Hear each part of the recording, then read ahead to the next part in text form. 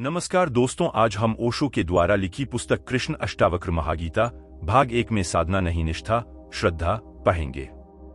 तो शुरू करते हैं। अष्टावक्र उवाच देहाभिमान पाशेन चिरं बद्धोसी पुत्रक बोधोहं ज्ञानखंगेन तन्निष्कृते सुखी भव 14 निःसंगो निष्क्रियोसी त्वं स्वप्रकाशो निरंजना अयमेव हि ते बंधः समाधिमुतिष्ठसि 15 त्वया व्याप्तमिदं विश्वं त्वयि प्रोतं यथार्थतः शुद्धबुद्ध स्वरूपस्त्वं मागमः क्षुद्रचित्तताम् 16 निरपेक्षो निर्विकारो निर्भरः शीतलाशया अगाध बुद्धिरक्षुब्धो भव चिन्मात्र वासना 17 साकारमनृतं विद्धि निराकारं तु निश्चलम् एतत्तत्त्वोपदेशेन न पुनर्भव संभवः 18 यथैवादर्शमध्यस्थे रूपेन्तः परितस्तु सः यथैवास्मिन् शरीरेन्तः परितः परमेश्वरः 19 एकं सर्वगतं व्योम बहिरंतरेथा घटे नित्य निरंतरं ब्रह्मा सर्वभूतगणे तथा 20 पहला सूत्र। अष्टावक्र ने कहा, हे पुत्र, तू बहुत काल से देहाभिमान के पाश में बंधा हुआ है। उस पाश को मैं बोध हूं, इस ज्ञान की तलवार से काट कर तू सुखी हो। अष्टावक्र की दृष्टि में और वही शुद्धतम दृष्टि है, आत्यंतिक दृष्टि है। बंधन केवल मान्यता का है, बंधन वास्तविक नहीं है। रामकृष्ण के जीवन में ऐसा उल्लेख है कि जीवन भर तो उन्होंने मां काली की पूजा अर्चना की, लेकिन अंततः उन्हें लगने लगा कि यह तो द्वैत ही है, अभी एक का अनुभव नहीं हुआ। प्रीतिकर है, सुखद है, लेकिन अभी दो तो दो ही बने हैं। कोई स्त्री को प्रेम करता, कोई धन को प्रेम करता, कोई पद को। उन्होंने मां काली को प्रेम किया, लेकिन प्रेम अभी भी दो में बंटा है, अभी परम अद्वैत नहीं घटा। पीड़ा होने लगी तो वे प्रतीक्षा करने लगे कि कोई अद्वैतवादी, कोई वेदांती, कोई ऐसा व्यक्ति आ जाए जिससे राह मिल सके। एक परमहंस तोतापुरी गुजरते थे। रामकृष्ण ने उन्हें रोक लिया और कहा, मुझे एक के दर्शन करा दें। तोतापुरी ने कहा, यह कौन सी कठिन बात है? दो मानते हो, इसलिए दो हैं। मान्यता छोड़ दो। पर रामकृष्ण ने कहा, मान्यता छोड़नी बड़ी कठिन है। जन्म भर उसे साधा। आंख बंद करता हूं, काली की प्रतिमा खड़ी हो जाती है। रस में डूब जाता हूं, भूल ही जाता हूं कि एक होना है। आंख बंद करते ही दो हो जाता हूं। ध्यान करने की चेष्टा करता हूं, द्वैत हो जाता है। मुझे उबारो। तो तोतापुरी ने कहा, ऐसा करो, जब काली की प्रतिमा बने तो उठाना एक तलवार और दो टुकड़े कर देना। रामकृष्ण ने कहा, तलवार वहां कहां से लाऊंगा? तो जो तोतापुरी ने कहा वही अष्टावक्र का वचन है। तोतापुरी ने कहा, यह काली की प्रतिमा कहां से ले आए हो? वहीं से तलवार भी ले आना। यह भी कल्पना है, इसे भी कल्पना से सजाया संवारा है। जीवन भर साधा है, जीवन भर पुनरुक्त किया है तो प्रगाढ़ हो गई है। यह कल्पना ही है। सभी को आंख बंद करके काली तो नहीं आती। ईसाई आंख बंद करता है। वर्षों की चेष्टा के बाद तो क्राइस्ट आते हैं। कृष्ण का भक्त आंख बंद करता है तो कृष्ण आते हैं। बुद्ध का भक्त आंख बंद करता है तो बुद्ध आते हैं। महावीर का भक्त आंख बंद करता है तो महावीर आते हैं। जैन को तो क्राइस्ट नहीं आते, क्रिश्चियन को तो महावीर नहीं आते। जो तुम कल्पना साधते हो वही आ जाती है। रामकृष्ण ने काली को साधा है तो कल्पना प्रगाढ़ हो गई है। बार बार पुनरुक्ति से, निरंतर स्मरण से कल्पना इतनी यथार्थ हो गई है कि अब लगता है काली सामने खड़ी है। कोई वहां खड़ा नहीं, चैतन्य अकेला है। यहां कोई दूजा नहीं है, दूसरा नहीं है। तुम आंख करो बंद। तोतापुरी ने कहा, उठाओ तलवार और तोड़ दो। रामकृष्ण आंख बंद करते, लेकिन आंख बंद करते ही हिम्मत खो जाती तलवार उठाएं काली को तोड़ने को। भक्त भगवान को काटने को तलवार उठाए, यह बड़ी कठिन बात है। संसार छोड़ना बड़ा सरल है। संसार में पकड़ने योग्य ही क्या है? लेकिन जब मन की किसी गहन कल्पना को खड़ा कर लिया हो, मन का कोई काव्य जब निर्मित हो गया हो, मन का स्वप्न जब साकार हो गया हो, तो छोड़ना बड़ा कठिन है। संसार तो दुख स्वप्न जैसा है। भक्ति के स्वप्न, भाव के स्वप्न दुख स्वप्न नहीं है, बड़े सुखद स्वप्न हैं। उन्हें छोड़े कैसे, तोड़े कैसे?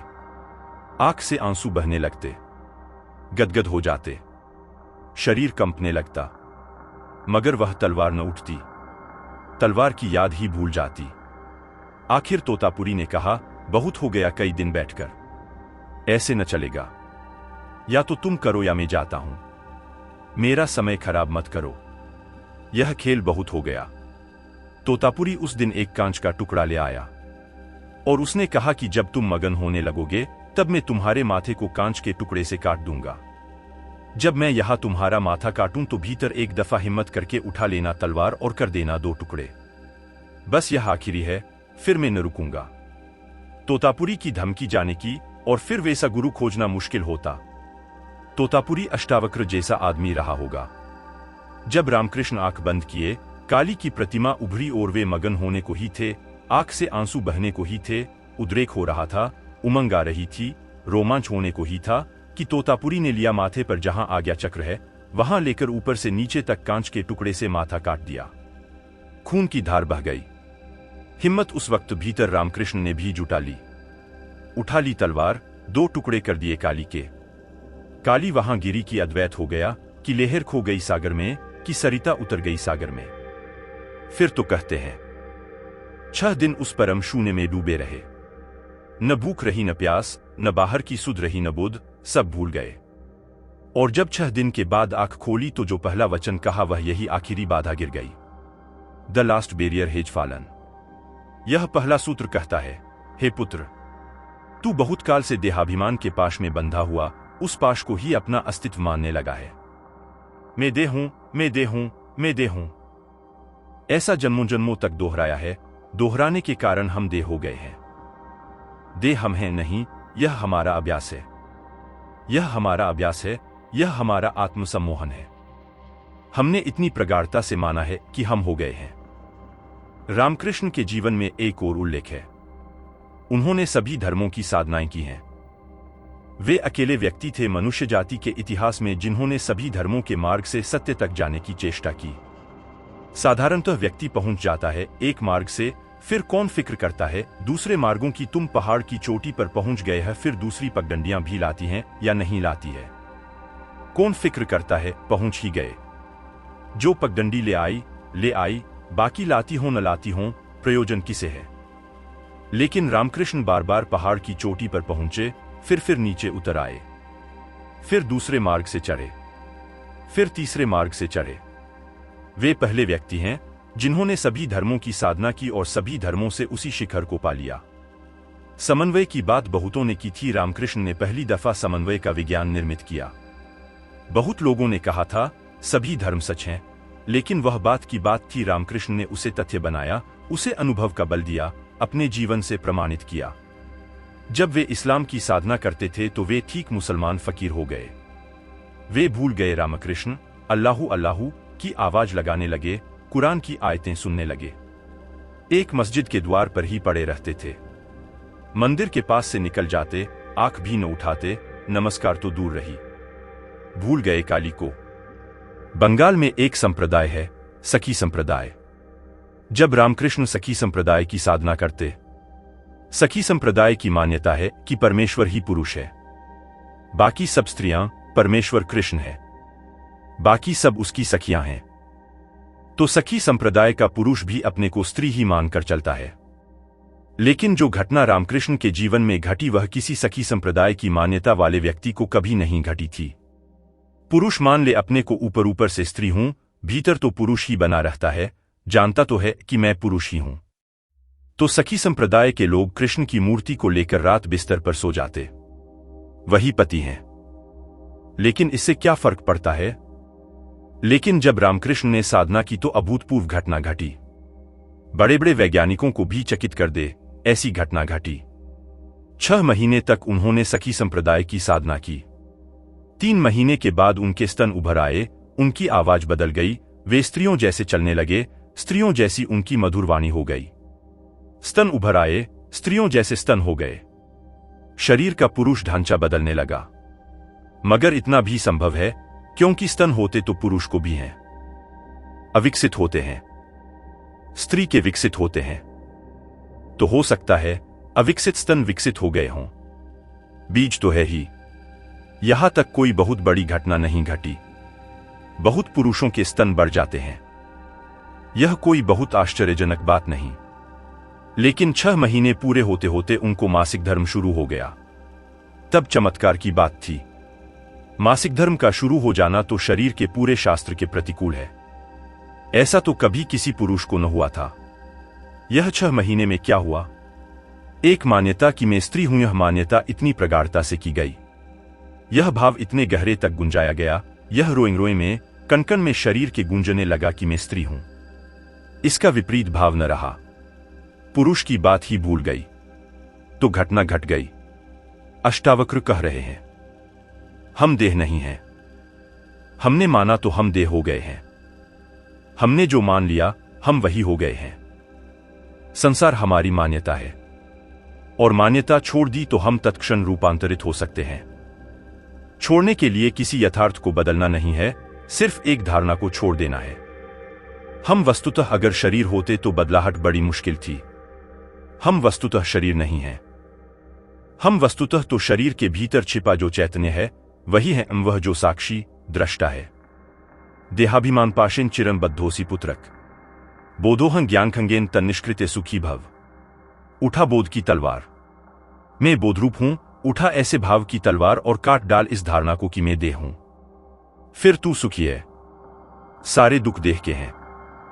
जन्म है, बीमारी है, बुढ़ापा है, मृत्यु है, इस भी देह के हैं। देह के साथ तादात्म्य है तो देह की सारी पीड़ाओं के साथ भी तादात्म्य है। जब देह जराजीर्ण होती है तो हम सोचते हैं मैं जराजीर्ण हो गया। जब देह बीमार होती है तो हम सोचते हैं मैं बीमार हो गया। जब देह मरण के निकट पहुंचती है तो हम घबराते हैं कि मैं मरा। मान्यता सिर्फ मान्यता। मैंने सुना है मुल्ला नसरुद्दीन एक रात सोया अपनी पत्नी के साथ। तब तक उसे कोई बेटा बेटी न हुए थे और पत्नी को बड़ी आतुरता थी कि कोई बच्चा हो जाए। सोने ही जा रहे थे कि पत्नी ने कहा कि सुनो तो, अगर हमारे घर बेटा हो जाए तो सुलाएंगे कहां, क्योंकि एक ही बिस्तर है। तो मुल्ला थोड़ा किनारे सरक गया। उसने कहा कि हम बीच में सुला लेंगे। और पत्नी ने कहा कि अगर दूसरा और हो जाए। तो मुल्ला थोड़ा और सरक गया। उसने कहा उसको भी यहीं सुला लेंगे। कंजूस आदमी। पत्नी ने कहा अगर तीसरा हो जाए। तो मुल्ला और सरका और कहने ही जा रहा था कि यहां सुला लेंगे कि धड़ाम से नीचे गिरा। उसकी टांग टूट गई। पड़ोस के लोग इकट्ठे हो गए शोरगुल सुनकर। वह चिल्लाया, रोने लगा। पड़ोस के लोगों ने पूछा क्या हुआ? उसने कहा जो बेटा अभी हुआ ही नहीं उसने टांग तोड़ दी। और जब मिथ्या बेटा इतना नुकसान कर सकता है तो सच्चे बेटे का क्या कहना। क्षमा मांगता हूं, बेटा बेटा चाहिए ही नहीं। इतना अनुभव बहुत है। कभी कभी क्या, अक्सर हम ऐसे ही जीते हैं, मान लेते हैं, फिर मान कर चलने लगते हैं। मान कर चलने लगते हैं तो जीवन में वास्तविक परिणाम होने लगते हैं, मान्यता चाहे झूठी हो। बेटे वहां थे नहीं, लेकिन टांग असली टूट गई। झूठ का भी परिणाम सच हो सकता है। अगर झूठ भी प्रगाढ़ता से मान लिया जाए तो उसके परिणाम यथार्थ में घटित होने लगते हैं। मनस्विद कहते हैं कि इस जगत में जितनी भिन्नताएं दिखाई पड़ती हैं, ये भिन्नताएं यथार्थ की कम हैं, मान्यता की ज्यादा हैं। एक मनोवैज्ञानिक हार्वर्ड विश्वविद्यालय में प्रयोग कर रहा था। वह एक बड़ी बोतल ठीक से बंद की हुई, सब तरह से पैक की हुई लेकर कमरे में आया। अपनी क्लास में कोई 50 विद्यार्थी हैं। उसने वह बोतल टेबल पर रखी और उसने विद्यार्थियों को कहा कि इस बोतल में अमोनिया गैस है। मैं एक प्रयोग करना चाहता हूं कि अमोनिया गैस का जैसे ही मैं ढक्कन खोलूंगा तो उस गैस की सुगंध कितना समय लेती है पहुंचने में लोगों तक। तो जिसके पास पहुंचने लगे सुगंध वह हाथ ऊपर उठा दे। जैसे ही सुगंध का उसे पता चले हाथ ऊपर उठा दे। तो मैं जानना चाहता हूं कि कितने सेकंड लगते हैं कमरे की आखिरी पंक्ति तक पहुंचने में। विद्यार्थी सजग होकर बैठ गए। उसने बोतल खोली। बोतल खोलते ही उसने जल्दी से अपनी नाक पर रुमाल रख लिया। Ammonia gas. पीछे हटकर खड़ा हो गया। 2 सेकंड नहीं बीते होंगे कि पहली पंक्ति में एक आदमी ने हाथ उठाया, फिर दूसरे ने, फिर तीसरे ने, फिर दूसरी पंक्ति में हाथ उठे, फिर तीसरी पंक्ति में। 15 सेकंड में पूरी क्लास में अमोनिया गैस पहुंच गई। और अमोनिया गैस उस बोतल में थी ही नहीं, वह खाली बोतल थी। धारणा तो परिणाम हो जाता है, मान लिया तो हो गया। जब उसने कहा अमोनिया गैस इसमें है ही नहीं। तब भी विद्यार्थियों ने कहा कि हो या न हो, हमें गंध आई। गंध मान्यता की आई। गंध जैसे भीतर से ही आई, बाहर तो कुछ था ही नहीं। सोचा तो आई। मैंने सुना है एक अस्पताल में एक आदमी बीमार है। एक नर्स उसके लिए रस लेकर आई, संतरे का रस। उस रस लाने वाली नर्स के पहले ही दूसरी नर्स उसे एक बोतल दे गई थी कि इसमें अपनी पेशाब भरकर रख दो परीक्षण के लिए। वह थोड़ा मजाकिया आदमी था। उसने उस बोतल में संतरे का रस डालकर रख दिया। जब वह नर्स लेने आई बोतल तो वह जरा चौंकी, क्योंकि यह रंग कुछ अजीब सा था। तो उस आदमी ने कहा, तुम्हें भी हैरानी होती है, रंग कुछ अजीब सा है। चलो मैं इसे एक दफा और शरीर में से गुजार देता हूं, रंग ठीक हो जाएगा। वह उठाकर बोतल और पी गया। कहते हैं वह नर्स बेहोश होकर गिर पड़ी, क्योंकि उसने तो यही सोचा कि यह आदमी पेशाब पिए जा रहा है। फिर से कहता है कि एक दफा और निकाल देते हैं, शरीर से तो रंग सुधर जाएगा, रंग का हो जाएगा। यह आदमी कैसा है? लेकिन वहां केवल संतरे का रस था। अगर पता हो कि संतरे का ही रस है तो कोई बेहोश न हो जाएगा, लेकिन यह बेहोशी वास्तविक है। यह मान्यता की है। तुम जीवन में चारों तरफ ऐसी हजारों घटनाएं खोज ले सकते हो। जब मान्यता काम कर जाती है, मान्यता वास्तविक हो जाती है। मैं शरीर हूं, यह जन्मों जन्मों से मानी हुई बात है। मान ली तो हम शरीर हो गए, मान ली तो हम क्षुद्र हो गए, मान ली तो हम सीमित हो गए। अष्टावक्र का मौलिक आधार यही है कि यह आत्मसम्मोहन है, ऑटो हिप्नोसिस है। तुम शरीर हो नहीं गए हो, तुम शरीर हो नहीं सकते हो। इसका कोई उपाय ही नहीं है। जो तुम नहीं हो वह कैसे हो सकते हो? जो तुम हो, तुम अभी भी वही हो। सिर्फ झूठी मान्यता को काट डालना है। उस पाश को मैं बोध हूं, इस ज्ञान की तलवार से काटकर तू अभी सुखी हो जा। ज्ञानखंगेन तत् निष्कृतित्वं सुखी भव। अभी सुख को जगा ले, क्योंकि सारे दुख हमारे उस मान्यता के पिछलगू हैं कि हम देह हैं। बुद्ध भी मरते हैं, लेकिन मृत्यु की कोई पीड़ा नहीं है। रामकृष्ण भी मरते हैं, लेकिन मृत्यु की कोई पीड़ा नहीं है। रमन भी मरते हैं, लेकिन मृत्यु की कोई पीड़ा नहीं है। रमन जब मरे तो उन्हें कैंसर था। चिकित्सक बहुत चकित थे। बड़ी कठिन बीमारी थी, बड़ी पीड़ादायी बीमारी थी। लेकिन रमन वैसे ही थे जैसे थे, जैसे बीमारी ने कोई भेद ही नहीं लाया, कहीं कोई अंतर ही नहीं पड़ा। चिकित्सक परेशान थे कि यह असंभव है, यह हो कैसे सकता है। मौत द्वार पर खड़ी है और आदमी अविचलित है। चिकित्सकों की बेचैनी हम समझ सकते हैं। इतनी पीड़ा हो रही है और आदमी अविचलित है, निस्तरंग है। उनकी बेचैनी, उनका तर्क हम समझ सकते हैं, क्योंकि शरीर ही हमारे लिए सब कुछ मालूम होता है। जिसको पता चल गया कि मैं शरीर नहीं हूं, मौत आ रही है लेकिन शरीर को आ रही है, और पीड़ा हो रही है वह भी शरीर में हो रही है। एक नए चैतन्य का आविर्भाव हुआ है जो दूर खड़े होकर देख रहा है, और दूरी शरीर की ओर चेतना की इतनी है जैसे जमीन और आसमान की दूरी। इससे बड़ी कोई दूरी नहीं है।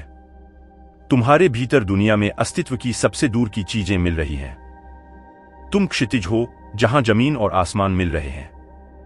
जायते, अस्ति, वर्धते, विपृण्मते, अपक्षीयते, विनश्यति। जो उत्पन्न होता है, स्थित है, बढ़ता है, बदलता है, क्षीण होता है और नाश हो जाता है, वह तू नहीं है जो इन सबको देखता है। बचपन देखा तुमने, फिर बचपन को जाते भी देखा। अगर तुम बचपन ही होते तो आज याद भी कौन करता कि बचपन था? तुम बचपन के साथ ही चले गए होते। जवानी देखी, जवानी आते देखी, जाते देखी। अगर तुम जवानी ही होते तो आज कौन याद करता? तुम जवानी के साथ ही चले गए होते। तुमने जवानी आते देखी, जाते देखी, स्वभावतः तुम जवानी से भिन्न हो। इतनी सीधी सी बात है, इतनी साफ सुथरी बात है। तुमने पीड़ा देखी, दर्द उठते देखा, दर्द के बादल घिरते देखे अपने चारों तरफ, फिर पीड़ा को जाते भी देखा, दर्द को विसर्जित होते देखा। तुमने दुख देखा, सुख देखा, कांटा चुभा पीड़ा देखी, कांटा निकला निष्पीड़ा हुए वह भी देखा। तुम देखने वाले हो, तुम पार खड़े हो, तुम अछूते हो। कोई भी घटना तुम्हें छू नहीं पाती। तुम जल में कमलवत हो। तू असंग है, क्रियाशून्य है, स्वयं प्रकाश है और निर्दोष है। तेरा बंधन यही है कि तू समाधि का अनुष्ठान करता है। यह अद्भुत क्रांतिकारी वचन है। ऐसा क्रांतिकारी वचन दुनिया के किसी शास्त्र में खोजना असंभव है। इसका पूरा अर्थ समझोगे तो गहन अहोभाव पैदा होगा। पतंजलि ने कहा है, चित्तवृत्ति का निरोध योग है। यह योग की मान्य धारणा है कि जब तक चित्तवृत्तियों का निरोध न हो जाए तब तक व्यक्ति स्वयं को नहीं जान पाता। जब चित्त की सारी वृत्तियां शांत हो जाती हैं तो व्यक्ति अपने को जान पाता है। अष्टावक्र पतंजलि के सूत्र के विरोध में कह रहे हैं। अष्टावक्र कह रहे हैं, तू असंग है, क्रियाशून्य है, स्वयं प्रकाश है और निर्दोष है। तेरा बंधन यही है कि तू समाधि का अनुष्ठान करता है। समाधि का अनुष्ठान हो ही नहीं सकता, समाधि का आयोजन हो ही नहीं सकता, क्योंकि समाधि तेरा स्वभाव है। चित्तवृत्ति तो जड़ स्थितियां हैं। चित्तवृत्तियों का निरोध तो ऐसे ही है जैसे किसी आदमी के घर में अंधेरा भरा हो, वह अंधेरे से लड़ने लगे। इसे थोड़ा समझना। ले आए तलवारें, भाले, लठ और लड़ने लगे अंधेरे से बुला लिया जवानों को, मजबूत आदमियों को, धक्के देने लगे अंधेरे को, क्या वह जीतेगा कभी? यद्यपि यह परिभाषा सही है कि अंधेरे का न हो जाना प्रकाश है, लेकिन इस परिभाषा में थोड़ा समझ लेना, अंधेरे का न हो जाना प्रकाश है, यह सच है। चित्तवृत्तियों का शून्य हो जाना योग है, यह सच है। लेकिन बात को उल्टी तरफ से मत पकड़ लेना। अंधेरे का न हो जाना प्रकाश है, इसलिए अंधेरे को न करने में मत लग जाना। वस्तुतः स्थिति दूसरी तरफ से है। प्रकाश का हो जाना अंधेरे का न हो जाना है। तुम प्रकाश जला लेना, अंधेरा अपने आप चला जाएगा। अंधेरा है ही नहीं, अंधेरा केवल अभाव है। पतंजलि कहते हैं, चित्तवृत्तियों को शांत करो तो तुम आत्मा को जान लोगे। अष्टावक्र कहते हैं, आत्मा को जान लो, चित्तवृत्तियां शांत हो जाएंगी। आत्मा को जाने बिना तुम चित्तवृत्तियों को शांत कर भी न सकोगे। आत्मा को न जानने के कारण ही तो चित्तवृत्तियां उठ रही हैं। समझा अपने को कि मैं शरीर हूं तो शरीर की वासनाएं उठती हैं। समझा अपने को कि मैं मन हूं तो मन की वासनाएं उठती हैं। जिसके साथ तुम जुड़ जाते हो उसी की वासनाएं तुम में प्रतिछायित होती हैं, प्रतिबिंबित होती हैं। तुम जिसके पास बैठ जाते हो उसी का रंग तुम पर चढ़ जाता है। जैसे स्फटिक मणि को कोई रंगीन पत्थर के पास रख दे तो रंगीन पत्थर का रंग मणि पर झलकने लगता है। लाल पत्थर के पास रख दो, मणि लाल मालूम होने लगती है। नीले पत्थर के पास रख दो, मणि नीली मालूम होने लगती है। यह सान्निध्य दोष है। मणि नीली हो नहीं जाती, सिर्फ प्रतीत होती है। अंधेरा केवल प्रतीत होता है नहीं। प्रकाश के न होने का नाम अंधेरा है। अंधेरे की अपनी कोई सत्ता नहीं, अपना कोई वास्तविक अस्तित्व नहीं। तो तुम अंधेरे से मत लड़ने लगना। योग और अष्टावक्र की दृष्टि बड़ी विपरीत है।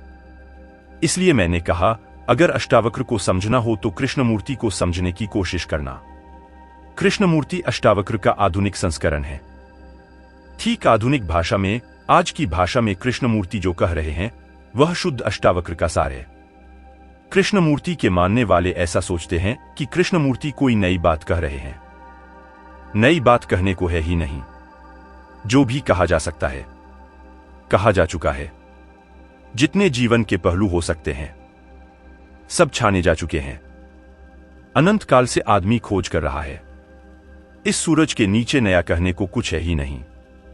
केवल भाषा बदलती है, आवरण बदलते हैं, वस्त्र बदलते हैं।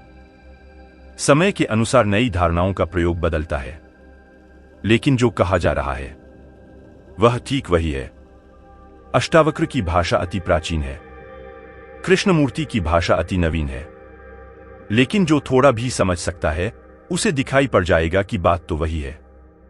कृष्णमूर्ति कहते हैं, योग की कोई जरूरत नहीं, ध्यान की कोई जरूरत नहीं, जब तक की कोई जरूरत नहीं। ये सब अनुष्ठान है।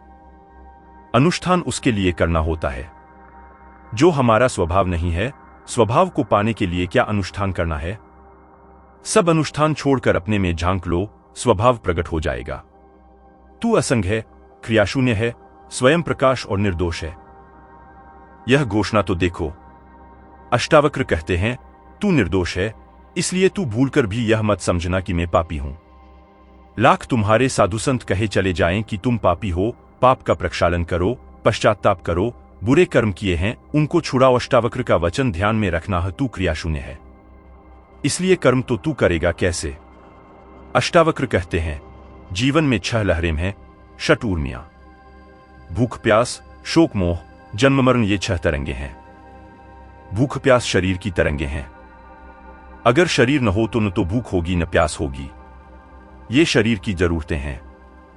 जब शरीर स्वस्थ होता है तो ज्यादा भूख लगती है, जब शरीर बीमार होता है तो ज्यादा भूख नहीं लगती। अगर शरीर को धूप में खड़ा करोगे ज्यादा प्यास लगेगी क्योंकि पसीना उड़ जाएगा। गर्मी में ज्यादा प्यास लगेगी, सर्दियों में कम प्यास लगेगी। ये शरीर की जरूरतें हैं, ये शरीर की तरंगे हैं। भूख प्यास शरीर की, शोक मोह मन की।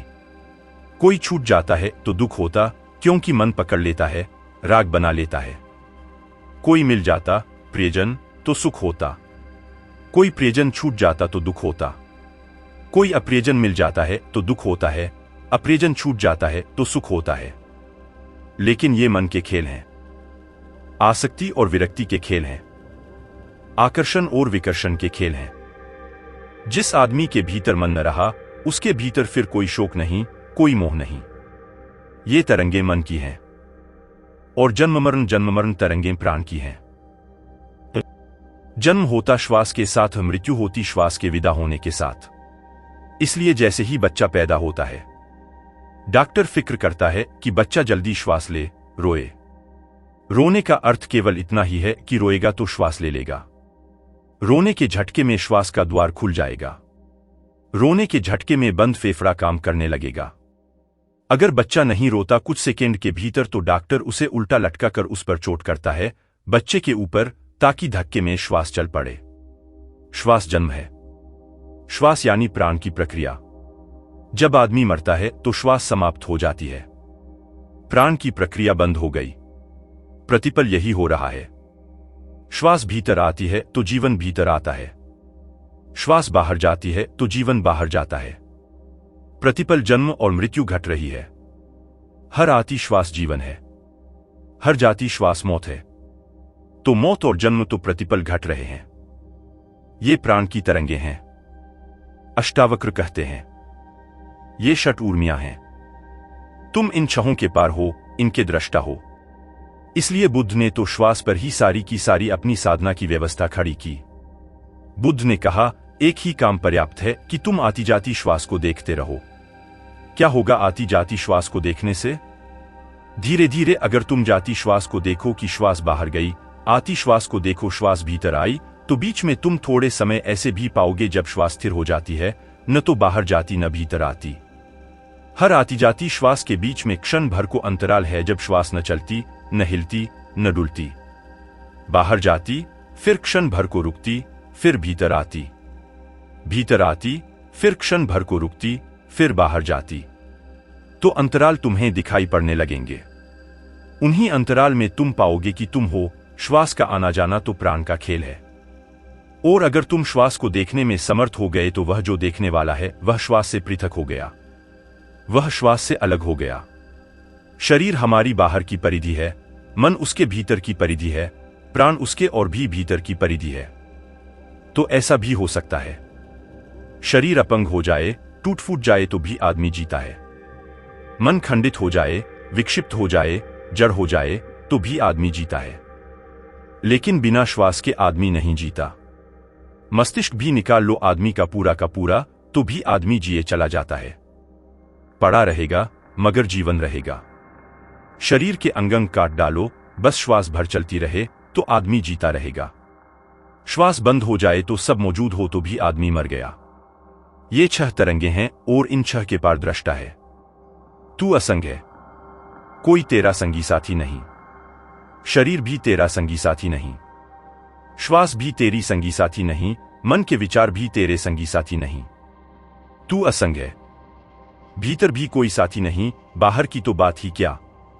पति पत्नी, परिवार, मित्र, प्रियजन कोई साथी नहीं।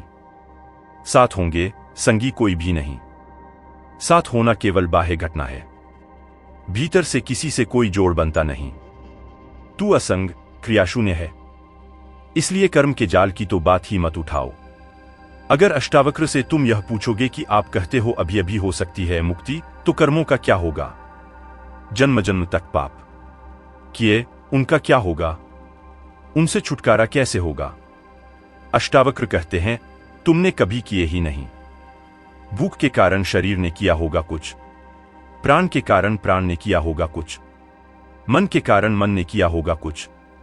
तुमने कभी कुछ नहीं किया। तुम सदा से असंग हो, अकर्म में हो। कर्म तुमसे कभी हुआ नहीं, तुम सारे कर्मों के दृष्टा हो। इसलिए इसी क्षण मुक्ति हो सकती है। ख्याल करना, अगर कर्मों के सारे जाल को हमें तोड़ना पड़े तो शायद मुक्ति कभी भी न हो सकेगी। असंभव है। अनंत काल में हमने कितने कर्म किए, उनका कुछ लेखा जोखा करो। अगर उन सब कर्मों से छूटना पड़े तो उन कर्मों से छूटने में अनंत काल लगेगा। और यह जो अनंत काल छूटने में लगेगा, इसमें भी तुम बैठे थोड़े ही रहोगे, कुछ तो करोगे। तो कर्म तो फिर होते चले जाएंगे। तो यह श्रृंखला तो अंतहीन हो जाएगी। इस श्रृंखला की तो कभी कोई समाप्ति आने वाली नहीं, इसमें से कोई निष्कर्ष आने वाला नहीं। अष्टावक्र कहते हैं, अगर कर्मों से मुक्त होना पड़े फिर मुक्ति होती हो तो मुक्ति कभी होगी ही नहीं। लेकिन मुक्ति होती है। मुक्ति का होना इस बात का सबूत है कि आत्मा ने कर्म कभी किए ही नहीं। न तो तुम पापी हो, न तुम पुण्यात्मा हो, न तुम साधु हो, न तुम असाधु हो। न तो कहीं कोई नरक है और न कहीं कोई स्वर्ग है। तुमने कभी कुछ किया नहीं, तुमने सिर्फ सपने देखे हैं, तुमने सिर्फ सोचा है।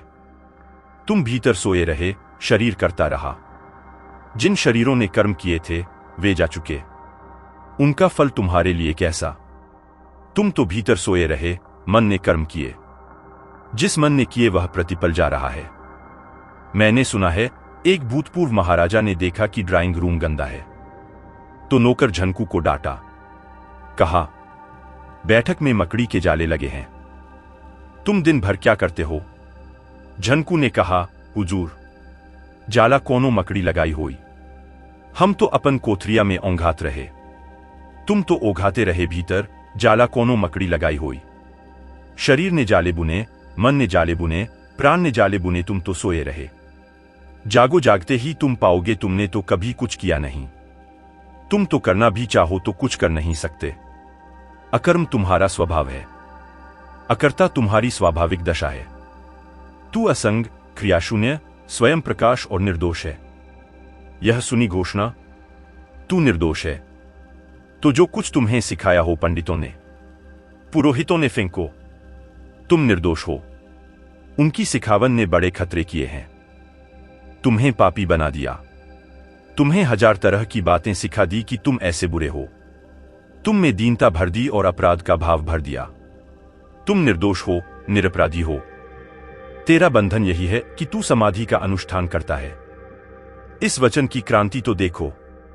तेरा बंधन यही है कि तू समाधि का अनुष्ठान करता है, कि तू आयोजन करता है कि समाधि कैसे फले, फूल कैसे लगें ध्यान के, मुक्ति कैसे हो।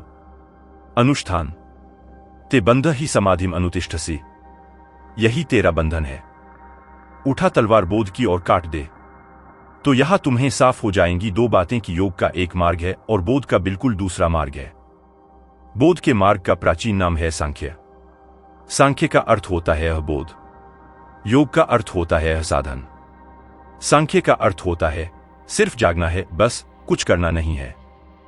योग का अर्थ होता है बहुत कुछ करना है, तब जागरण घटेगा। योग में साधन है, सांख्य में सिर्फ साध्य है। मार्ग नहीं है, केवल मंजिल है। क्योंकि मंजिल से तुम कभी गए ही नहीं कहीं और, तुम अपने भीतर के मंदिर में ही बैठे हो। आना नहीं है, वापिस इतना ही जानना है कि कभी गए ही नहीं। निःसंगो निष्क्रियोसी त्वं स्वप्रकाशो निरंजना, अयमेव ही ते बंध समाधिमुतिष्ठसि। बस इतना ही बंधन है कि तुम मोक्ष खोज रहे हो। मोक्ष की खोज से नए बंधन निर्मित होते हैं। एक आदमी संसार में बंधा है, फिर घबरा जाता है तो मोक्ष खोजने लगता है, तो इधर से घर द्वार छोड़ता है, परिवार छोड़ता है, धन दुकान छोड़ता है, फिर नए बंधनों में बंध जाता है, साधु हो गया। अब ऐसे उठो, ऐसे बैठो, ऐसे खाओ, ऐसे पियो, अब नए बंधन अपने चारों तरफ रच लेता है। तुमने देखा, साधुओं की हालत कैदियों जैसी है। साधु मुक्त नहीं है, क्योंकि साधु सोच रहा है। मुक्ति के लिए पहले तो बंधन करने पड़ेंगे। यह भी खूब मजे की बात है। मुक्ति के लिए पहले बंधन मानने पड़ेंगे। मुक्त होने के लिए कोई बंधन नहीं चाहिए। कृष्णमूर्ति की एक किताब है the first and the last freedom, पहली और अंतिम मुक्ति। वह अष्टावक्र का आधुनिकतम वक्तव्य है। अगर मुक्त होना है तो पहले ही चरण पर मुक्त हो जाओ। यह मत सोचो कि अंत में मुक्त होएंगे। पहले चरण पर ही मुक्त होना है, दूसरे चरण पर नहीं। क्योंकि अगर पहले ही चरण पर सोचा कि तैयारी करेंगे मुक्त होने की, तो उसी तैयारी में नए बंधन निर्मित हो जाएंगे। फिर उन नए बंधनों से छूटने के लिए फिर तैयारी करनी पड़ेगी। उस तैयारी में फिर नए बंधन निर्मित हो जाएंगे। तो तुम एक से छूटोगे, दूसरे से बंधोगे, कुएं से बचोगे, खाई में गिरोगे। तो तुम देखो, गृहस्थ बंधा है और संन्यास्त बंधे हैं। दोनों के बंधन अलग अलग हैं, मगर फर्क कुछ नहीं है। ऐसा लगता है कि मौलिक मूर्छा जब तक नहीं टूटती, तुम जो भी करोगे बंधन होगा। मैंने सुना है कि एक आदमी की स्त्री भाग गई तो उसे खोजने निकला। खोजते खोजते जंगल में पहुंच गया। वहां एक साधु एक वृक्ष के नीचे बैठा था। उसने पूछा कि मेरी स्त्री को तो जाते नहीं देखा, घर से भाग गई है, बड़ा बेचैन हूं। तो उस साधु ने पूछा, तेरी स्त्री का नाम क्या है? उसने कहा, मेरी स्त्री का नाम फजीती। साधु ने कहा, फजीती, तुमने भी खूब नाम रखा। ऐसे तो सभी स्त्रियां फजीती होती है, बाकी तूने नाम भी खूब चुनकर रखा। तेरा नाम क्या है? साधु उत्सुक हुआ कि यह तो नाम में बड़ा होशियार है। उसने कहा, मेरा नाम बेवकूफ। वह साधु हंसने लगा। उसने कहा, तू खोजबीन छोड़।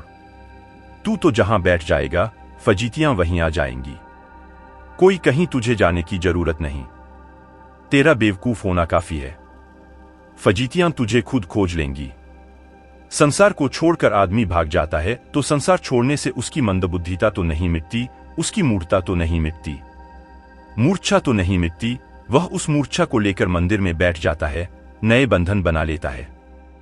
वह मूर्छा नए जाले बुन देती है। पहले संसार में बंधा था, अब वह संन्यास में बंध जाता है, लेकिन बिना बंधे नहीं रह सकता। मुक्ति है प्रथम चरण पर। उसके लिए कोई आयोजन नहीं। आयोजन का मतलब हुआ कि अब आयोजन में बंधे, इंतजाम किया तो इंतजाम में बंधे, फिर इससे छूटना पड़ेगा। तो यह कहां तक चलेगा? यह तो अंतहीन हो जाएगा। सुना है मैंने, एक आदमी डरता था मरघट से निकलने से, और मरघट के पार उसका घर था, तो रोज निकलना पड़ता है। इतना डरता था कि रात घर से नहीं निकलता था, सांझ घर लौट आता था तो कंपता हुआ आता था। आखिर एक साधु को दया आ गई। उसने कहा कि तू यह फिक्र छोड़, यह ताबीज ले।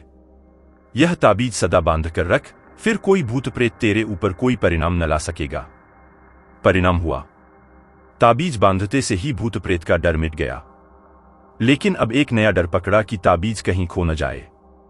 स्वाभाविक, जिस ताबीज ने भूत प्रेतों से बचा दिया, अब वह आधी रात को भी निकल जाता मरघट से, कोई डर नहीं।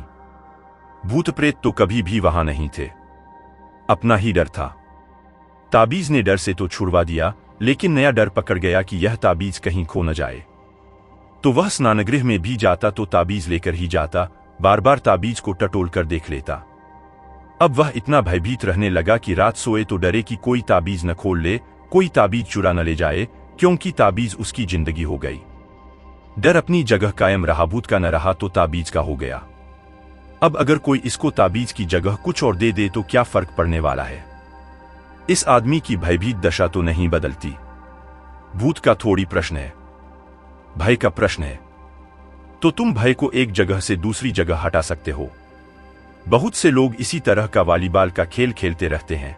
गेंद इधर से उधर फेंकी, उधर से इधर आई, बस फेंकते रहते हैं, खेलते रहते हैं, और इस बीच जिंदगी गुजरती चली जाती है। अष्टावक्र कहते हैं, समाधि का अनुष्ठान ही बंधन का कारण है। अगर तुझे मुक्त होना है तो मुक्त होने की घोषणा कर, आयोजन नहीं। इसलिए मैं कहता हूं, इस वचन की क्रांति को देखो। यह वचन अनूठा है, यह बेजोड़ है। अष्टावक्र कहते हैं, अभी और यहीं घोषणा करो, मुक्त होने की तैयारी मत करो। यह मत कहो कि पहले तैयार होंगे फिर, क्योंकि फिर तैयारी बांध लेगी, फिर तैयारी को कैसे छोड़ोगे? एक रोग से छूटते हैं, दूसरा रोग पकड़ जाता है। यह तो कंधे बदलना हुआ। तुमने देखा, लोग मरघट ले जाते हैं लाश को तो कंधे बदल लेते हैं। एक कंधे पर रखे रखे थक गए तो दूसरे कंधे पर रख ली, थोड़ी देर राहत मिलती है, फिर दूसरा कंधा दुखने लगता है तो फिर बदल लेते हैं। ऐसे तो तुम जन्मों जन्मों से कर रहे हो, बस यह सिर्फ राहत मिलती है, इससे परम विश्राम नहीं मिलता। छोड़ो मुर्दों को ढोना, घोषणा करो। अगर तुम चाहो तो एक क्षण में, क्षण के एक अंश में घोषणा हो सकती है। मुझसे लोग पूछते हैं कि आप हर किसी को संन्यास दे देते हैं। मैं कहता हूं कि हर कोई हकदार है, सिर्फ घोषणा करने की बात है। कुछ और करना थोड़े ही है, सिर्फ घोषणा करनी है। इस घोषणा को अपने हृदय में विराजमान करना है कि मैं संन्यास्त हूं तो तुम संन्यास्त हो गए, कि मैं मुक्त हूं तो तुम मुक्त हो गए। तुम्हारी घोषणा तुम्हारा जीवन है। घोषणा करने की हिम्मत करो। क्या छोटी मोटी घोषणाएं करनी? घोषणा करो, अहम ब्रह्मास्मि, मैं ब्रह्मा हूं। तुम ब्रह्मा हो गए। आगे के सूत्र में अष्टावक्र कहते हैं, यह संसार तुझसे व्याप्त है, तुझी में पिरोया है। तू यथार्थतः शुद्ध चैतन्य स्वरूप है, आत्म क्षुद्र चित्त को मत प्राप्त हो। क्या छोटी छोटी बातों से जुड़ता है? कभी जोड़ लेता यह मकान मेरा, यह देह मेरी, यह धन मेरा, यह दुकान मेरी। क्या क्षुद्र बातों से मन को जोड़ रहा है? त्वया व्याप्तमिदं विश्व त्वयि प्रोतं यथार्थतः। तुझसे ही सारा सत्य ओतप्रोत है, तुझसे ही सारा ब्रह्मा व्याप्त है। शुद्ध बुद्ध स्वरूपस्त्वं मागमः क्षुद्रचित्तताम्। क्यों छोटी छोटी बातों की घोषणा करता है? बड़ी घोषणा कर, एक घोषणा कर, शुद्ध चैतन्य स्वरूप हूं, शुद्ध बुद्ध स्वरूप हूं, क्षुद्र चित्त को मत प्राप्त हो। हमने बड़ी छोटी छोटी घोषणाएं की हैं। जो हम घोषणा करते हैं वही हम हो जाते हैं। इस दृष्टि से भारत का अनुदान जगत को बड़ा अनूठा है, क्योंकि भारत ने जगत में सबसे बड़ी घोषणाएं की है। मंसूर ने मुसलमानों की दुनिया में घोषणा की, अनलेहक मैं सत्य हूं, उन्होंने मार डाला। उन्होंने कहा, यह आदमी जरूरत से बड़ी घोषणा कर रहा है, मैं सत्य हूं। यह तो केवल परमात्मा कह सकता है, आदमी कैसे कहेगा? लेकिन हमने अष्टावक्र को मार नहीं डाला, न हमने उपनिषद के ऋषियों को मार डाला, जिन्होंने कहा अहम ब्रह्मास्मि, क्योंकि हमने एक बात समझी कि आदमी जैसी घोषणा करता है वैसा ही हो जाता है। तो फिर छोटी क्या घोषणा करनी? जब तुम्हारी घोषणा पर ही तुम्हारे जीवन का विस्तार निर्भर है तो परम विस्तार की घोषणा करो, विराट की घोषणा करो, विभु की, प्रभु की घोषणा करो। इससे छोटी पर क्यों राजी होना? इतनी कंजूसी क्या? घोषणा में ही कंजूसी कर जाते हो, फिर कंजूसी कर जाते हो तो वैसे ही हो जाते हो। क्षुद्र मानोगे तो क्षुद्र हो जाओगे, विराट मानोगे तो विराट हो जाओगे। तुम्हारी मान्यता तुम्हारा जीवन है, तुम्हारी मान्यता तुम्हारे जीवन की शैली है। तू निरपेक्ष, अपेक्षारहित है, निर्विकार है, स्वनिर्भर, चिद्घन रूप है, शांति और मुक्ति का स्थान है, अगाध बुद्धि रूप है, क्षोभ शून्य है। आत्म चैतन्य मात्र में निष्ठा वाला हो। एक निष्ठा पर्याप्त है, साधना नहीं निष्ठा, साधना नहीं श्रद्धा। इतनी निष्ठा पर्याप्त है कि मैं चैतन्य मात्र हूं। इस जगत में यह सबसे बड़ा जादू है। ठीक है, आपकी मर्जी। फिर थोड़ी देर बाद दूसरा आदमी उसको मिले और कहे, अरे चेहरा पीला पड़ गया है, क्या मामला है? अब वह इतनी हिम्मत से न कह सकेगा कि मैं बिल्कुल ठीक हूं। वह कहेगा, हां कुछ तबीयत खराब है। वह राजी होने लगा, हिम्मत उसकी खिसकने लगी। फिर तीसरा आदमी मिले और कहे कि अरे अब तो वह घर ही लौट जाएगा कि तबीयत मेरी ज्यादा खराब है, अब बाजार जाने से कुछ सार नहीं। तुमने कहानी सुनी कि एक ब्राह्मण एक बकरी को खरीद कर लाता था। 3-4 लफंगों ने उसे देखा और उन्होंने सोचा कि इसकी बकरी तो छीनी जा सकती है, लेकिन ब्राह्मण मजबूत था और छीनना आसान मामला न था। तो उन्होंने सोचा कि थोड़ी कूटनीति करो। एक उसे मिला राह के किनारे और कहा कि गजब, यह कुत्ता कितने में खरीद लाए? उस आदमी ने, ब्राह्मण ने कहा, कुत्ता? तू अंधा तो नहीं है? पागल कहीं के बकरी है, बाजार से खरीद कर ला रहा हूं, 50 रुपये खर्च किए हैं। उसने कहा, तुम्हारी मर्जी, लेकिन तुम जानो, ब्राह्मण होकर कुत्ते को कंधे पर लिए हो। भाई, मुझको तो कुत्ता दिखाई पड़ता है। हो सकता है मेरी गलती हो। ब्राह्मण चला सोचता हुआ कि यह आदमी भी कैसा है, मगर उसने एक बार टटोल कर बकरी के पैर देखे। उसने कहा, बकरी ही है। दूसरे किनारे पर राह के दूसरा उन्हीं का सगा साथी खड़ा था। उसने कहा कि कुत्ता तो गजब का खरीदा। अब ब्राह्मण इतनी हिम्मत से न कह सका कि कुत्ता नहीं है, हो न हो कुत्ता ही हो। दो आदमी गलत नहीं हो सकते। फिर भी उसने कहा कि नहीं नहीं, कुत्ता नहीं है। लेकिन अब कमजोर था। कह तो रहा था, लेकिन भीतर की नींव हिल गई थी। उसने कहा कि नहीं नहीं, बकरी है। उसने कहा कि बकरी है, इसको बकरी कहते हैं। तो फिर परिभाषा बदलनी पड़ेगी ब्राह्मण देवता। अगर इसको बकरी कहते हैं तो फिर कुत्ता किसको कहेंगे? वैसे आपकी मर्जी, आप पंडित आदमी हैं, हो सकता है बदल दें। नाम की तो बात है, चाहे कुत्ता कहो चाहे बकरी कहो, रहेगा तो कुत्ता ही। कहने से कुछ नहीं होता। वह आदमी तो चला गया। ब्राह्मण ने बकरी उतार कर नीचे रखकर देखी, बिल्कुल बकरी है, बिल्कुल बकरी जैसी बकरी है। आंखें मींड़ी। रास्ते के किनारे लगे नल से पानी से आंखें धोईं, क्योंकि अपना पड़ोस करीब आता जाता और लोग देख लें कि ब्राह्मण कुत्ता सिर पर लिए है तो पूजा और पांडित्य को धक्का लगेगा। पूजा करवाते हैं, लोग न करवाएंगे, लोग पागल समझेंगे। मगर फिर देख दाख कर उसने सब तरह से की बकरी है। लेकिन इन दो आदमियों को क्या हुआ? फिर रखकर चला, लेकिन अब जरा डरता हुआ चला कि फिर कोई और न देख ले। वह तीसरा उनका साथी खड़ा था। उसने कहा कि कुत्ता तो गजब का है, कहां से लाए? हम भी बड़े दिन से कुत्ता चाहते हैं।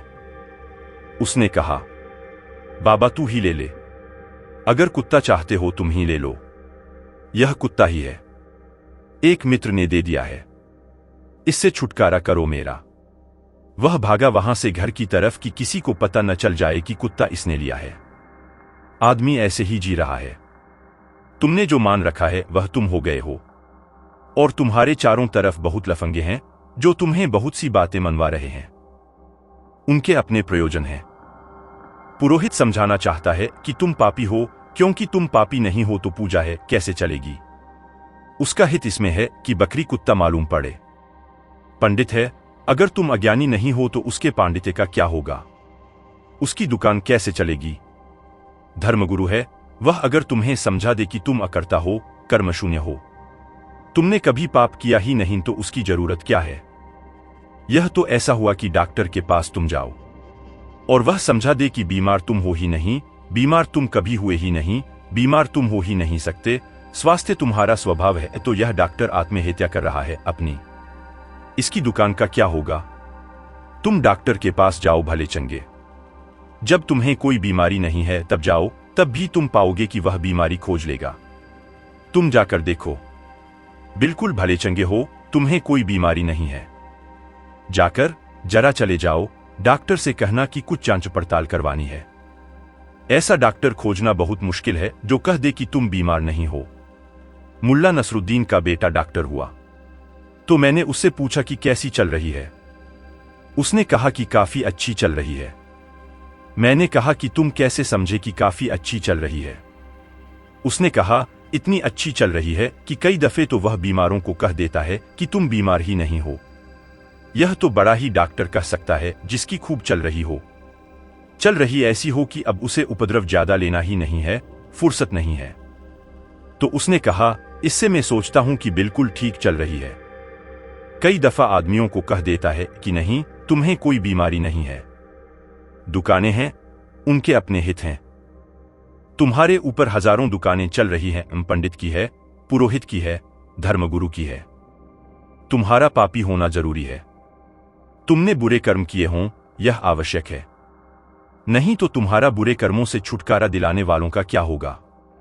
मसीहाओं का क्या होगा जो आते हैं तुम्हारी मुक्ति के लिए? अगर अष्टावक्र सही हैं तो सब मसीहा व्यर्थ हैं।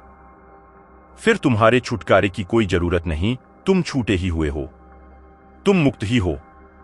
अष्टावक्र की जैसे कोई भी दुकान नहीं है। जैसे अष्टावक्र तुम्हारे साथ कोई धंधा नहीं करना चाहते। सीधी सीधी बात कह देते हैं, दो टूक सत्य कह देते हैं।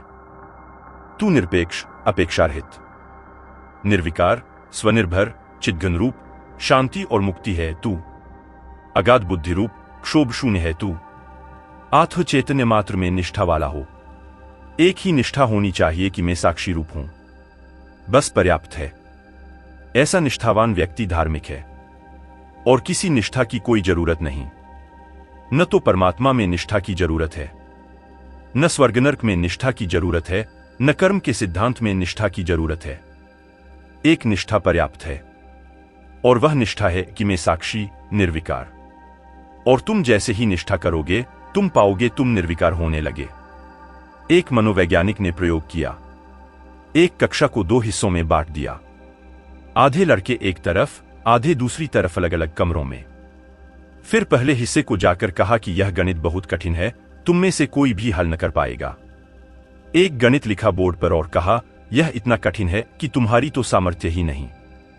तुमसे आगे की कक्षा के विद्यार्थी भी इसको हल नहीं कर सकते। लेकिन हम एक प्रयोग कर रहे हैं। हम जानना चाहते हैं, क्या तुम में से कोई इसको हल करने के थोड़े बहुत भी करीब आ सकता है? थोड़ी बहुत विधि 2-4 कदम भी ठीक उठा सकता है? यह असंभव है। उसने यह बार बार दोहराया कि यह असंभव है। फिर भी तुम चेष्टा करो। दूसरे कमरे में गया। उसी वर्ग के आधे लड़के। वहीं बोर्ड पर उसने गणित लिखा और कहा कि यह प्रश्न इतना सरल है कि यह असंभव है कि तुम में से कोई इसे हल न कर पाए। तुमसे नीची कक्षाओं के लड़कों ने हल कर लिया है, तो इसलिए नहीं दे रहे हैं कि यह तुम्हारी कोई परीक्षा करनी है। तुम तो हल कर ही लोगे, यह इतना सरल है। सिर्फ हम यह जानना चाहते हैं कि क्या एकाध विद्यार्थी ऐसा भी है तुम्हारी कक्षा में जो इसमें भी भूल चूक कर जाए। सवाल वही, कक्षा वही। बड़े अंतर आए परिणाम में। पहले वर्ग में 15 लड़कों में से केवल 3 लड़के हल कर पाए। दूसरे वर्ग में 15 में से 12 ने हल किया, केवल 3 हल न कर पाए। इतना बड़ा अंतर, सवाल वही। उस सवाल के साथ जो भाव दिया गया वह परिणामकारी हुआ। अष्टावक्र तुमसे नहीं कहते कि धर्म दुस्साध्य है। अष्टावक्र कहते हैं बड़ा सरल है। जो दुस्साध्य कहते हैं वे दुस्साध्य बना देते हैं। जो कहते हैं बड़ा असंभव है, खड्ग की धार, वे तुम्हें घबरा देते हैं। जो कहते हैं यह तो हिमालय पर चढ़ने जैसा है, इसमें तो विरले चढ़ पाते हैं, तुम छोड़ ही देते फिक्र की विरले तो हम हैं, नहीं यह अपने बस की बात नहीं, तो चढ़े विरले। हम इस झंझट में न पड़ेंगे। हम स्वागत करते हैं विरलों का, जाएं। मगर हम सीधे सादे आदमी, हमें तो इसी घाटी में रहने दो। अष्टावक्र कहते हैं यह बड़ा सरल है। यह इतना सरल है कि तुम्हें कुछ करने की भी जरूरत नहीं, सिर्फ जागकर देखना पर्याप्त है। यह मनुष्य की मेधा की अंतिम घोषणा है। यह मनुष्य की अंतिम संभावनाओं के प्रति मनुष्य को सजग करना है। धर्म मनुष्य की प्रतिभा का आखिरी चमत्कार है। अगर तुलना करनी हो तो राजनीति मनुष्य की प्रतिभा का निकृष्टतम रूप है और धर्म मनुष्य की प्रतिभा का श्रेष्ठतम रूप है। ऐसा हुआ, एक राजनेता सख्त बीमारी से उठा तो डॉक्टर ने सलाह दी है 2-3 महीने तक आप कोई भी दिमागी काम न करें। राजनेता ने पूछा, डॉक्टर साहब यदि थोड़ी राजनीति इत्यादि करूं तो कोई आपत्ति है? डॉक्टर ने कहा, नहीं, बिल्कुल नहीं, राजनीति आप जितनी चाहें करें, बस दिमागी काम बिल्कुल न करें। राजनीति में दिमागी काम है भी नहीं। राजनीति में तो हिंसा है, प्रतिभा नहीं, छीन झपट है, संघर्ष है, शांति नहीं, चैन नहीं, बेचैनी है, महत्वाकांक्षा है, ईर्ष्या है, आक्रमण है, आत्मा नहीं। धर्म अनाक्रमण है, अहिंसा है, प्रतियोगिता मुक्ति है, संघर्ष नहीं, समर्पण है। किसी से छीना नहीं है, अपना जो है उसकी घोषणा करनी है। अपना ही इतना काफी है कि किसी से छीना क्या है। छीनते तो वे ही हैं जिन्हें अपना पता नहीं। टुकड़े टुकड़े के लिए लड़ते हैं और परमात्मा भीतर विराजमान है। टुकड़े टुकड़े के लिए मरते हैं और परम विस्तार भीतर मौजूद है। सागर मौजूद है। बूंदों के लिए तरसते हैं। जिन्हें अपना पता नहीं है वे ही राजनीति में होते हैं। और जब मैं राजनीति कहता हूं तो मेरा मतलब इतना ही नहीं कि वे लोग जो राजनीतिक पार्टियों में हैं। राजनीति से मेरा मतलब है वे सभी लोग जो किसी तरह के संघर्ष में हैं। वह धन का संघर्ष हो तो धन की राजनीति, पद का संघर्ष हो तो पद की राजनीति, त्याग का संघर्ष हो तो त्याग की राजनीति। त्यागियों में बड़ा संघर्ष होता है कि कोई दूसरा त्यागी हाथ न मार ले। ओलंपिक चलता रहता है त्यागियों का कि कोई महात्मा बड़ा न हो जाए। तो एक महात्मा दूसरे महात्मा को हराने में लगा है। वह तो अगर कभी भारत में ओलंपिक हो तो उसमें महात्माओं की भी प्रतियोगिता होनी चाहिए। लेकिन जहां भी प्रतियोगिता है वहीं राजनीति है। राजनीति का मूल स्वर है कि मेरे पास नहीं है और दूसरों के पास है, छीन कर ही मेरे पास हो सकेगा। लेकिन जो तुम दूसरे से छीनते हो वह तुम्हारा कब होगा, कैसे होगा? छीना हुआ तुम्हारा कैसे होगा? जो छीना गया है वह छीना जाएगा। आज नहीं कल तुमसे कोई दूसरा छीन लेगा। और अगर कोई भी न छीन पाया तो मौत तो निश्चित छीन लेगी। तुम्हारा तो सिर्फ वही है जो किसी से बिना छीने तुम्हारा है, तो फिर मौत भी न छीन पाएगी। तुम्हारा तो वही है जो जन्म के पहले तुम्हारा था, मौत के बाद भी तुम्हारा होगा। उस एक की खोज करो, और उस एक की खोज के लिए साधन तक की जरूरत नहीं है। अष्टावक्र कहते हैं सिर्फ सजगता, सिर्फ साक्षी भाव। जीवन में तुम्हें बहुत बार लगता भी है कि व्यर्थ दौड़े चले जा रहे हैं, लेकिन रुकें कैसे? ऐसा नहीं है कि तुम्हें नहीं लगता कि यह व्यर्थ दौड़ धूप है। तुम्हें भी लगता है, लेकिन रुकें कैसे? फिर दौड़ धूप का अभ्यास प्राचीन है, रुकना भूल ही गए हैं। पैरों की आदत दौड़ने की हो गई है, मन की आदत दौड़ने की हो गई है। अभ्यास ऐसा हो गया है कि बैठ नहीं सकते। बैठने का अभ्यास खो गया है। आ गई थी शिकायत लबों पे, मगर किससे कहते तो क्या कहना बेकार था। चल पड़े दर्द पी कर तो चलते रहे, हार कर बैठ जाने से इनकार था। और फिर लोग सोचते हैं कि ऐसे बैठ गए तो हार जाएंगे, बैठ गए तो लोग समझेंगे हार गए, बैठ गए तो लोग समझेंगे अरे पलायनवादी भगोड़े। बैठ गए तो जो भीड़ जा रही है हजारों की, वह निंदा से देखेगी, तो लोग चलते रहते हैं। शिकायत बहुत बार आ जाती है मन में कि यह सब व्यर्थ मालूम होता है, लेकिन किससे कहो, कौन समझेगा? यहां सभी तुम्हारे जैसे हैं, कोई किसी से कहता नहीं। अपने अपने घाव छिपाए लोग चलते रहते हैं। आ गई थी शिकायत लबों पे, मगर किससे कहते तो क्या कहना बेकार था। कोई अष्टावक्र मिले, कोई बुद्ध मिले तो कहने का कोई सार है। किससे कहना यहां? चल पड़े दर्द पी कर तो चलते रहे। दर्द पी पी कर लोग चलते रहते हैं। हार कर बैठ जाने से इनकार था। और यह अहंकार की धारणा हो जाती है कि हार कर बैठने का मतलब तो गए, डूब गए, मर गए। चलते रहो, कुछ न कुछ करते रहो, कुछ न कुछ पाने की चेष्टा में लगे रहो, नहीं तो खो जाओगे। और मिलता उन्हें है जो बैठ जाते हैं, मिलता उन्हें है जो रुक जाते हैं। परमात्मा भागने से नहीं मिलता, रुकने से मिलता है।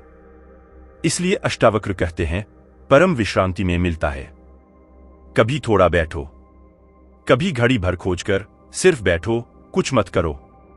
जैन फकीरों में एक प्रक्रिया है, झाजेन। झाजेन का मतलब होता है बस बैठो और कुछ मत करो। बड़ी गहरी ध्यान की प्रक्रिया है। प्रक्रिया कहनी ठीक ही नहीं, क्योंकि प्रक्रिया तो कुछ भी नहीं, बस बैठो, कुछ भी न करो। जैसे अष्टावक्र जो कह रहे हैं वहीं जैन कह रहा है बैठ जाओ, कुछ देर सिर्फ बैठो विश्राम में। कुछ देर सब ऊहापोह छोड़ो, कुछ देर सब महत्वाकांक्षा छोड़ो, मन की दौड़ धूप आपाधापी छोड़ो। थोड़ी देर सिर्फ बैठे रहो, डूबे रहो अपने में। धीरे धीरे तुम्हारे भीतर एक प्रकाश फैलना शुरू होगा। शुरू में शायद न दिखाई पड़े, ऐसे ही जैसे तुम भरी दोपहरी में घर लौटते हो तो घर के भीतर अंधेरा मालूम होता है। आंखें धूप की आदी हो गई हैं। थोड़ी देर बैठते हो, आंखें राजी हो जाती हैं, तो फिर प्रकाश मालूम होने लगता है। धीरे धीरे कमरे में प्रकाश हो जाता है। ऐसा ही भीतर है। बाहर बाहर चले जन्मों तक तो भीतर अंधेरा मालूम होता है। पहली दफा जाओगे तो कुछ भी न सूझेगा, अंधेरा ही अंधेरा। घबराना मत, बैठो। थोड़ा आंख को राजी होने दो भीतर के लिए।